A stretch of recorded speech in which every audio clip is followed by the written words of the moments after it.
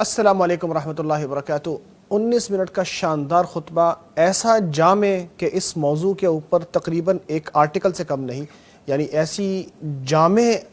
باتیں ہیں کہ ان کے اندر دعا کے حوالے سے تقریباً وہ چیزیں جو انسان کو معلوم ہونی چاہیے، ایک مسلمان کو معلوم ہونی چاہیے، وہ ساری ہی آ گئی ہیں۔ بہت جامع انداز میں ایک مختصر خطبہ دیا فضیلت الشیخ یاسر بن راشد الدوسری حفظہ اللہ نے کہ دنیا مصیبتوں سے، آزمائشوں سے، پریشانیوں سے بھری رہتی ہے۔ ان پریشانیوں آزمائشوں سے بچا کوئی بندہ بھی نہیں ہے، سبھی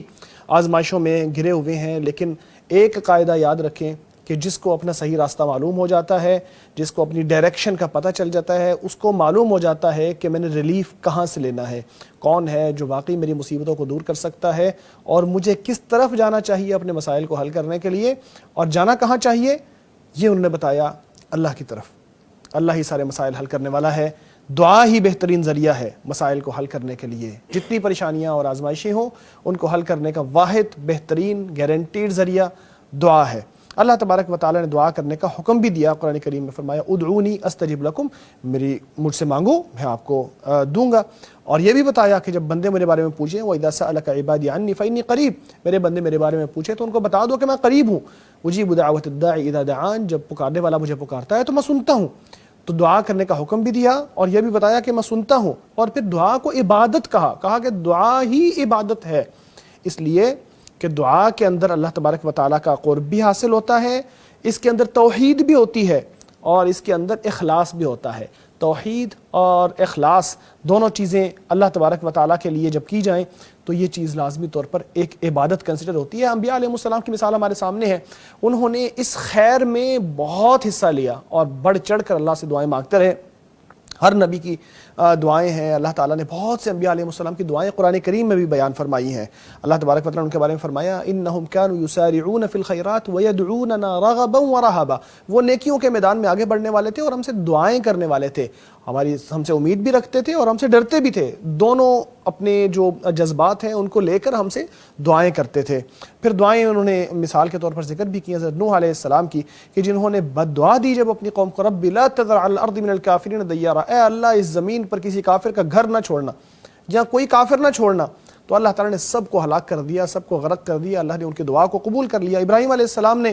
مکہ کے لیے دعا کی رب اجعل ھذا بلدا آمنا، اے اللہ اس شہر کو امن والا بنا دے، تو اللہ تعالیٰ نے ساری خیرات، ثمرات، ہر بھلائیاں وہاں جمع کر دی اور اکٹھی کر دی۔ یونس علیہ السلام مچھلی کے پیٹ میں جا کے دعا کرتے ہیں لا الہ الا انت سبحانک انی کنت من الظالمین، لا الہ الا انت، تیرے سوا کوئی الہ نہیں ہے، سبحانک تو پاکیزہ ہے، میں نے ہی قصور کیا ہے، میں نے ظلم کیا ہے۔ تو اللہ تعالیٰ نے ان کا بھی جو بدلہ تھا اس دعا کا، ان کی پریشانی دور کر دی اور ان کو نجات عطا فرمائی اس مچھلی سے یا اس حالت سے جس میں وہ جا چکے تھے۔ پھر نبی اکرم صلی اللہ علیہ وسلم جو کہ امام المرسلین ہیں، انہوں نے بھی اللہ سے بہت دعائیں کی۔ یوم بدر کی مثال دی انہوں نے کہ وہ کیسے ہاتھ اٹھا کر بار بار اللہ سے دعائیں کر رہے تھے، اللہم انجز لی ما وعدتنی، اے اللہ جو وعدہ تو نے مجھ سے کیا ہے وہ پورا فرما دے، اے اللہ جو وعدہ کیا ہے وہ پورا فرما دے، اے اللہ جو وعدہ کیا ہے وہ پورا فرما دے، بار بار اس کو دہراتے رہے، یہاں تک کہ حدیث میں آتا ہے کہ حضرت ابو بکر رضی اللہ تعالیٰ عنہ چادر کو سیدھا کر کر کے کہتے تھے کہ اللہ کے رسول بس کر دیں، اللہ نے آپ کی دعائیں سن لی ہیں انشاءاللہ۔ تو دعائیں کرنا انبیاء علیہ السلام کا طریقہ بھی ہے، وہ بہت دعائیں کرتے تھے کیونکہ ان کو معلوم تھا کہ یہ راستہ ہے جہاں سے مسائل حل ہو سکتے ہیں، جہاں سے جواب ملے گا اور لازمی طور پر کامیابی ملے گی۔ دعا کے اثرات میں یہ چیز شامل ہے کہ اس کے ذریعے انسان کو اطمینان نصیب ہوتا ہے، راحت ملتی ہے، انسان کے دل کو سکون مل جاتا ہے۔ اللہ سے جب آدمی بات شیئر کر لیتا ہے تو گویا کہ انسان کو دلی طور پر تسلی ہو جاتی ہے کہ اللہ ہے میرے ساتھ، جو میری بات کو سن رہا ہے وہ مجھے رسوا نہیں کرے گا۔ جب انسان اپنے ہاتھوں کو اللہ کی طرف اٹھاتا ہے اور اپنے مسائل اللہ کے سامنے بیان کرتا ہے تو اللہ تبارک و تعالیٰ اس کی نہ صرف دعا قبول کرتا ہے بلکہ اس کو نوازتا بھی ہے، برائیوں سے نجات بھی عطا فرماتا ہے۔ اور سب سے بے بس آدمی وہ ہے جو دعا سے بے بس ہو جائے، جو دعا بھی نہ کرے، اتنا بے بس ہے کہ دعا بھی نہیں کرتا، تو اس کو پھر کیا مل سکتا ہے؟ جو انسان بے کسی لاچاری کی حالت میں اللہ تبارک و تعالیٰ کی طرف رخ کرے لوگوں کو چھوڑ کر، تو اللہ تعالیٰ اس کے لیے آسانیاں پیدا کر دیتا ہے۔ نبی پاک صلی اللہ علیہ وسلم کا فرمان ہے من نزلت به حاجۃ فانزلها بالناس، یعنی من نزلت به فاقۃ فانزلها بالناس، جس شخص کے اوپر فقر و فاقہ آ جائے اور وہ لوگوں کے سامنے جا کے بیان کرنا شروع کر دے کہ میرے اوپر یہ حالات آ گئے ہیں، یہ حال ہو گیا ہے، تو اس کے لیے جو نبی پاک صلی اللہ علیہ وسلم نے فرمایا کہ اس کا فاقہ، فقر و فاقہ کبھی ختم نہیں ہوگا، لیکن جس کے اوپر فقر و فاقہ آئے اور وہ اللہ کے سامنے بیان کرے،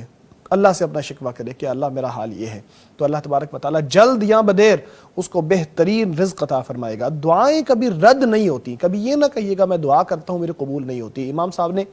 اس کا جو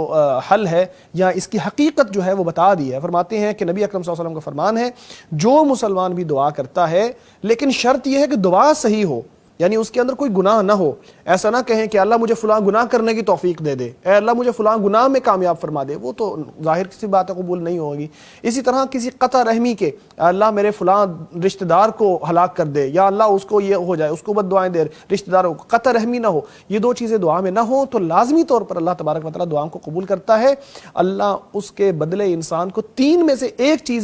چیز ضرور دیتا ہے۔ پہلی چیز یہ ہے کہ یا تو جی فوری طور پر دعا قبول ہو جائے گی، اور دعا قبول ہو گئی تو اور کیا چاہیے انسان کو، جو مانگ رہا مل گیا۔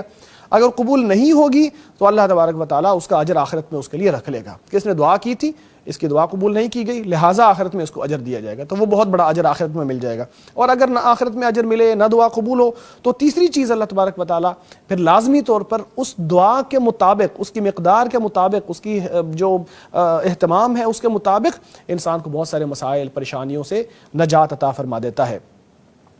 پھر ایک بات اور انہوں نے خطبے میں یہ ارشاد فرمائی کہ اللہ سے سب کچھ مانگو، سب کچھ اللہ سے مانگو، کوئی ایسی چیز نہیں ہے جو اللہ سے نہیں مانگی جا سکتی، سب کچھ اللہ سے مانگو، حتیٰ کہ اپنے جوتوں کے تسمے، حتیٰ کہ جو کچھ چھوٹی سے چھوٹی چیز آپ کو درکار ہے تو آپ اللہ سے مانگو، کیونکہ اگر اللہ تعالیٰ اس کے ذرائع نہیں بنائے گا تو کیسے آپ کو حاصل ہوگی؟ چیز تو چھوٹی ہے لیکن اللہ تعالیٰ اس کے اسباب پیدا نہیں کرے گا آپ کے لیے تو کہاں سے آپ اس کو حاصل کر سکو گے؟ لہٰذا چھوٹی سے چھوٹی چیز آپ اللہ ہی سے مانگیں، کسی اور سے نہ مانگیں، کیونکہ اسی کے ہاتھ میں سب کچھ ہے۔ وہ خیر کرنا چاہے آپ کی تو کوئی روک نہیں سکتا، وہ آپ کے اوپر مصیبت نازل کرنا چاہے تو اس مصیبت کو کوئی ختم نہیں کر سکتا، لیکن آداب کا خیال کریں۔ اللہ سے بات کرنا ہے آپ نے، دعا آپ نے اللہ سے کرنا ہے، تو جب اللہ سے دعا کرنا ہے تو اس کے آداب کا بھی تو خیال کرنا چاہیے کہ میں اللہ سے دعا کرنے لگا ہوں تو اللہ تبارک و تعالیٰ کے ہاں حاضری کے، اس سے دعا کرنے کے آداب اور اس کا جو طور طریقہ ہے اس کو اچھی طریقے سے اپنانا چاہیے۔ سب سے پہلے تو اخلاص کے ساتھ، اللہ سے بھی مانگ رہے ہیں کسی اور سے بھی مانگ رہے ہیں تو اللہ تو ناراض ہو جائے گا، لہٰذا اخلاص کے ساتھ اللہ تبارک و تعالیٰ سے مانگیں۔ پھر جب شروع کریں تو حمد و ثنا، نبی پاک صلی اللہ علیہ وسلم کی سنت ہے کہ اللہ کی تعریف کریں کہ اللہ تیرے ہی تعریف ہے، جیسا کہ اللہ تعالیٰ نے سورہ فاتحہ میں بھی ہمیں سکھایا ہے۔ پھر درود پاک پڑھا جائے نبی اکرم صلی اللہ علیہ وسلم پر کہ اللہ تعالیٰ کی جو رسول ہیں جن کے ذریعے اللہ کا پیغام ہم تک پہنچا ہے ان کے اوپر درود و سلام بھیجا جائے۔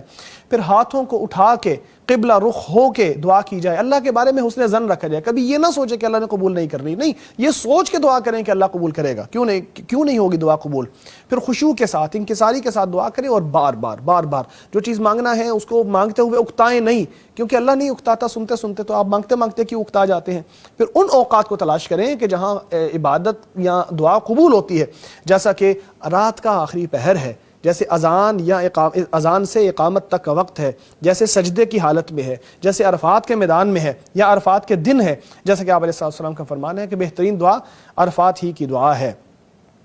پھر ان چیزوں سے بچیں جن کی وجہ سے آپ کی دعائیں قبول نہیں ہوتی، جیسا کہ حرام کمانا،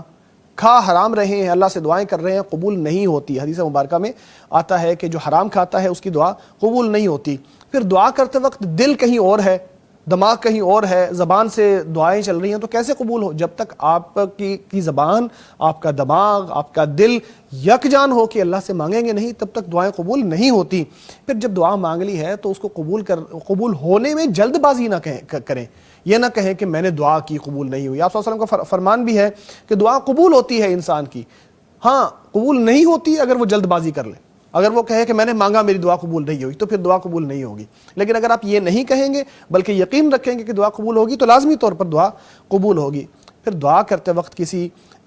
گناہ کی دعا تو نہ کریں نا کہ اللہ مجھے فلاں گناہ کی توفیق عطا فرما دے، کیوں بھئی اللہ گناہ کی توفیق عطا فرمائے، یہ دعا قبول نہیں ہو سکتی۔ اسی طرح قطع رحمی کی دعا بھی نہ کریں جس کے اندر کسی رشتہ دار کی حق تلفی ہو یا کسی رشتہ دار کے ساتھ قطع تعلقی کا اظہار ہو۔